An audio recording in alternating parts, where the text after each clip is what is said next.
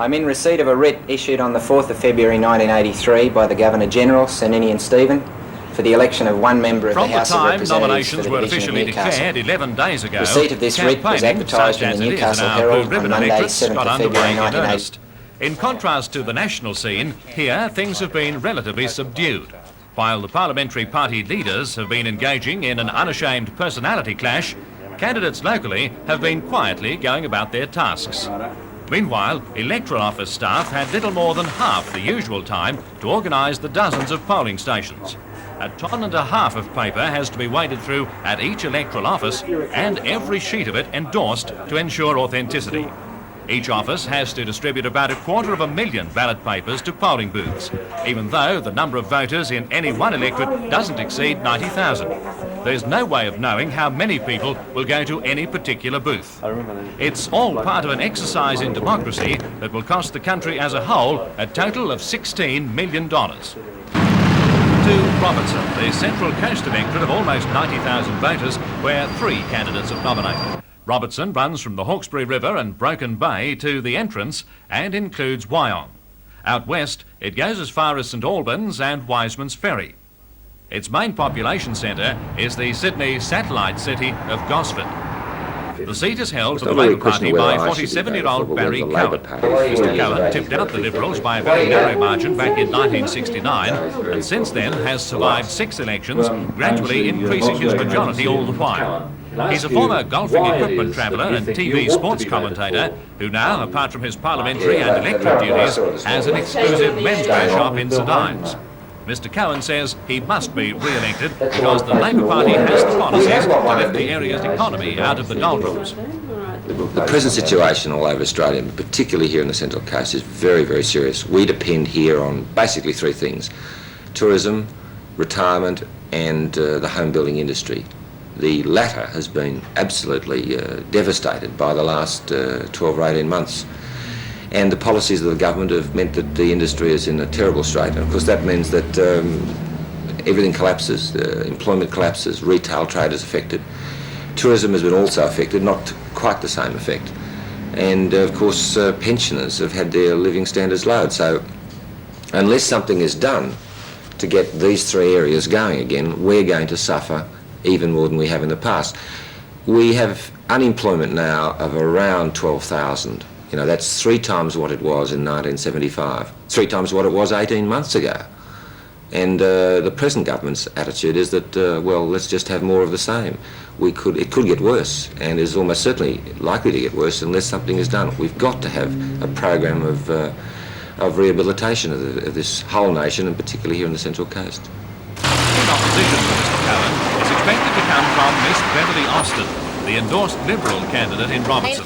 48-year-old Miss Austin has been a businesswoman on the Central Coast for the past 10 years, since coming from her native Tasmania. She describes herself as a family person with a son and a daughter, and has been a member of the Liberal Party most of her adult life. Beverly Austin is a coordinator and field officer with the party. She says she's been working hard for the people of the Central Coast and would like the opportunity of continuing to do so from a seat in Parliament. In the political field, I have an in-depth understanding of how the system works after my 5 years as coordinator and field officer for the Liberal Party. In fact, over recent years, with 4 Labor politicians representing my area, I have become the unofficial member for the Central Coast in both state and federal matters. I believe in the free enterprise system and basic Liberal philosophies. Labor's answer to Australia's problems is that the government can spend its way out of trouble with $10,000 million deficit. In Australia's situation, big spending would be economic madness because government's borrowing of an additional $4,000 million will drive interest rates up again. The hope of economic recovery for Australia would be lost. There is one interesting point. I wonder who Mr Rann would blame for his government's chaotic mismanagement if Mr Hawke was to win on March the 5th.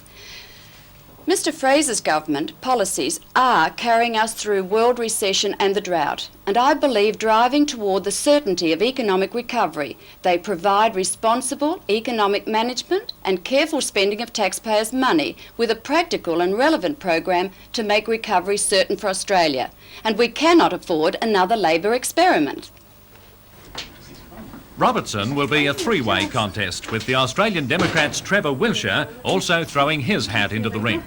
Trevor lives with his wife, Rita, at Wyoming, just outside Gosford. He's a 55-year-old consultant engineer working on contract management, and most working days commutes to his office in Chatswood. Mr. Wilshire originally joined the Labor Party when he came from England 25 years ago, but became disenchanted and left to become the first president of the Gosford branch of the Australian Democrats. The Liberal government has never matched its promises, and the Labor Party at the moment is simply promising too much. We need, I would believe, in the Senate, the Australian Democrats to continue their role as minders so that the excesses of both parties can be curtailed.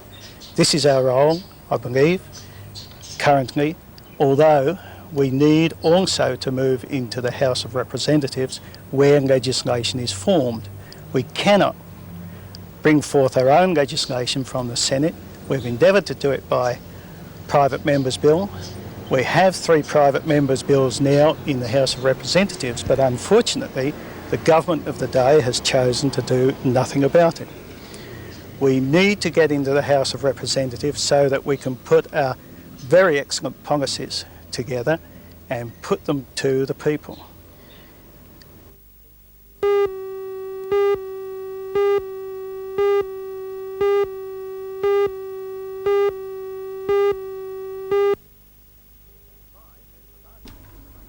Lyne is a large electorate of 84,287 registered voters, taking up the northern part of our viewing area and beyond.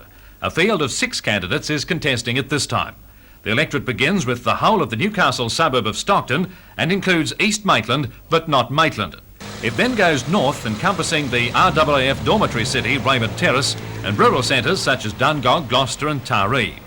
Voters have increased in number by a massive 6,500 since 1980, mainly due to the growth in holiday areas such as Port Stephens and Foster. The border in the north is almost as far up as Port Macquarie.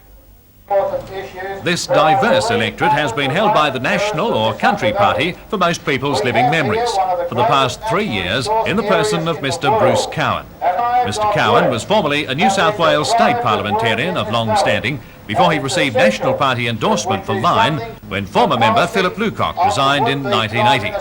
Mr. Cowan was originally a dairy farmer before getting into the real estate and stock and station agency business. But he gave all that away 17 years ago to enter politics. Mr. Cowan says he's confident of re-election because of the service he's given in the past. I think it's important to the government that we retain every electorate that we can. I'm sure the people of the Lyne electorate will return a Liberal National Country Party representative. If you look at the economy of Australia today, we will find that there are 3 very important issues why the present government ought to be returned. The spiralling wages and the salaries, the great drought that we have, and of course the world recession. I don't expect that the people will change the government. I'm very confident indeed. Those are the issues, and I suppose if you look at the local issues, the important fact is that I have in my term, I believe, represented the people of Lyne both individually and collectively to the best of my ability. I'm very well received in these areas, and that's the same throughout the electorate. I would not expect any change here. I'm very confident indeed.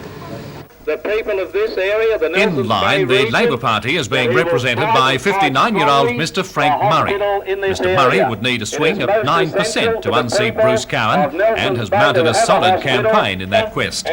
He's a Cessnock publican who says he was born into the Labor Party, becoming an active member himself at the age of 26.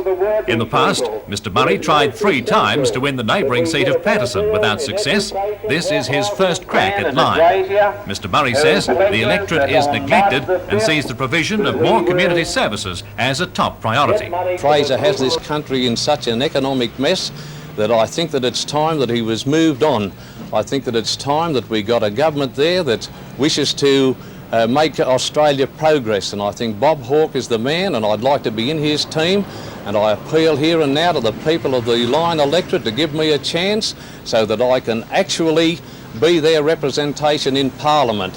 I have the confidence that I'll do a good job for them, and in the future when I get in there, I think that there's things that are most essential to the Lyne electorate.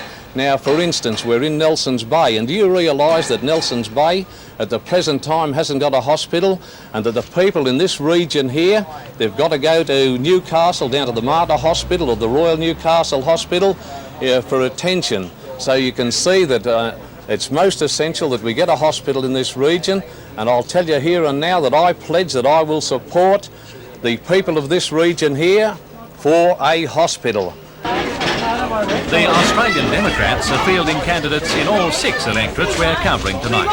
In line, it's 32-year-old Stephen Jeffries. Mr Jeffries works as a fitter at the BHP's Newcastle Steelworks and lives in Stockton with his wife and 3-year-old son. He's originally from Melbourne, but came to the district with the RAAF as a teenager. Since then, he tried the finance industry, rising to branch manager status. Mr Jeffries was, until recently, a trade union delegate and was destined for a career in trade unionism. But he became disillusioned and has now joined the Australian Democrats. As an Australian citizen, I am genuinely concerned at the way in which our nation is going backwards, both economically and socially. I personally believe that the 3 volumes of policies put together by the Australian Democrats can solve the nation's problems. At this point of time, though, I'm bitterly disappointed to think that both political major parties are avoiding the real issues. They seem far more interested in establishing which party leader has the better personality. The real issues that concern all of us, such as interest rates, modern technology, unemployment, are being avoided. I think the time has finally come when most Australians are sick to death of being kicked around like political footballs, and they are fed up with the empty promises that come with every federal campaign. I believe this election will see the biggest swing ever of the Australian voter towards the Australian Democrats, because the people are starting to realise that we are the only real alternative to either major political parties. Lyne is the only seat in the viewing area to be contested by a candidate from the Progress Party. He is 29-year-old share farmer Mr John Venstra, married with 3 children. Originally from Sydney, Mr Venstra is temporarily living at Singleton, where his wife has a teaching job. The Progress Party has been in existence since 1975. It advocates 20% tax flat across the board to relieve the burden on small business. We believe we are the only free enterprise party currently standing for government. Most of the other government parties who believe in free enterprise only give lip service to it. We believe that the rights to life, liberty and property are inviolable and cannot be taken away by any government. Also, we believe in a flat rate taxation of 20%. This has been proved enough to run the country. We propose to do this one way by cutting down federal government departments. There are currently 12 departments that duplicate state departments. We believe a vote for us would ensure that this would be a more efficient way of running the country. 2 independents are trying for Lyne. In alphabetical order, they are John Bryant and Alfred Cannings. 61-year-old John Bryant arrived in Australia from England in May 1965 with his wife and 3 children to become a soil conservationist with the New South Wales government. He has now retired and lives at Manila near Tamworth. Mr Bryant says he's nominated because the people are tired of a parliament tied to the party system. We're ready for a change in style of government in this country. The party political system has just about had its day.